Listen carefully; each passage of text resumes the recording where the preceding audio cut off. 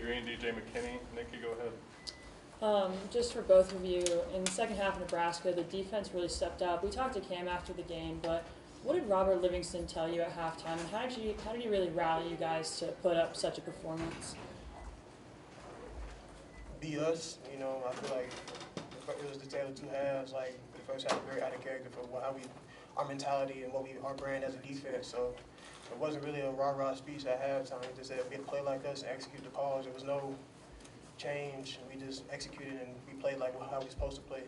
Yeah, it was the same calls from the first half. We just executed it a better way. What has been kind of the message from the coaching staff to try to get you guys back on the right track early on this week?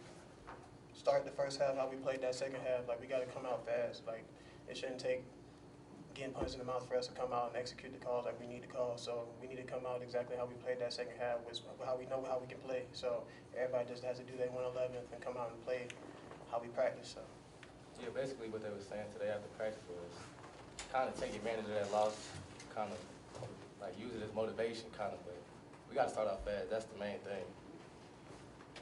Good, Brian. With that, the slower starts on defense, is some of that like you guys are just getting used to the opponent, or is it just you guys aren't executing the way you want to? I guess it's just the approach to the game, like you gotta play everything like it's your last. Like you gotta play like there's somebody that you care about that depends on it, like Coach was saying, like you gotta attack every call, one call at a time, and execute those calls to the fullest. Because every play could be your last. Like, people's getting banged up, and it puts the game in perspective, so you gotta take advantage of everything. So when you go out there, you got to take full advantage of what you're supposed to do your job. And when it's time for you to make the play, make the play. Yeah. Sorry, go ahead. My bad. Go ahead, DJ. Basically, play every down like it's your last, make everything count. You're not playing for yourself, really. You're playing for your team, so you got to do your job.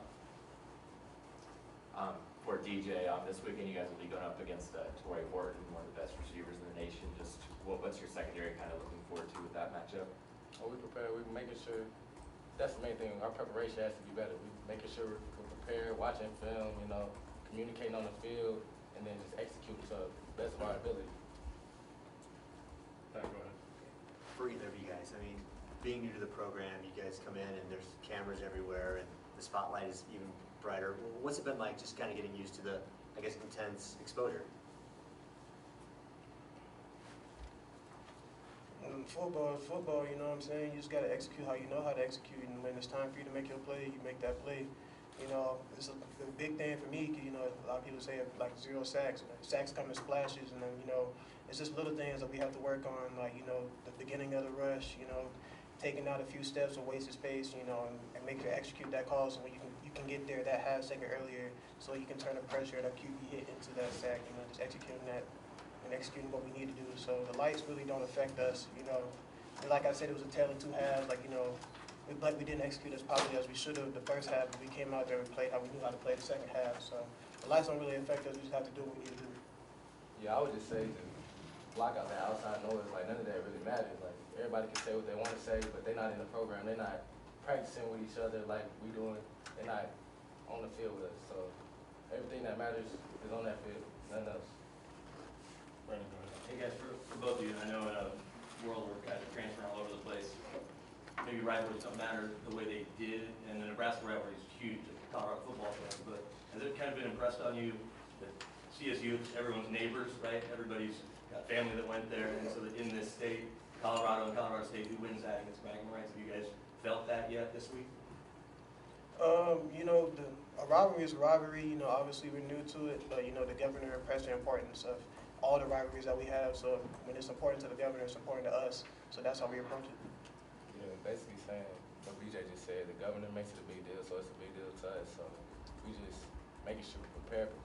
So when it's time to play, be ready to play. To clarify, that's Camden Dempsey. Go ahead, Brian. BJ, for you, I know you guys probably haven't gotten to the quarterback and gotten the sacks you guys want to for the first 2 games, but do you feel like things are close, that you guys are getting some pressure to where it'll turn at some point where you're getting those sacks?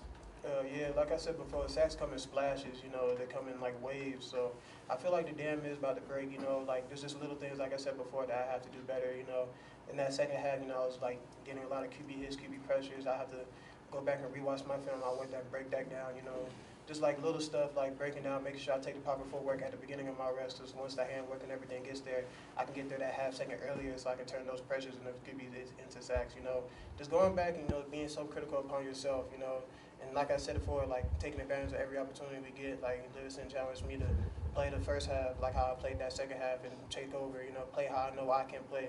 You know, and I felt like I played more like myself that second half. You know, washed all the stress and everything away, and just we played football. And I feel like that's what a lot of us did. You know, we all just like we weren't playing all tense. You know, we just played football like we know how to play what got us here. So. Last one, go ahead, Scott.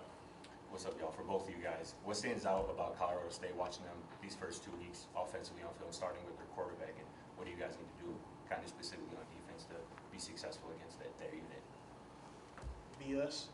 You know, we approach every opponent like the same. We approach every opponent the same. We know we have to attack and execute our calls. You know, like I said, a rivalry is a rivalry. You know, the governor should press the importance upon us, so we have to take that very seriously. But I feel like the biggest thing we have to do is play like us and play like how we know how to play. You know, play kind of Colorado brand of football. Yeah, I would say the same thing. Just execute every play to the best of our ability. Keep playing as a team. Like as you can see in the second half of the Nebraska game, we never gave up. So we just coming in with that mentality, start fast, play our brand of football, and just go out there and execute. All right, thanks, guys. Appreciate you. Appreciate you guys.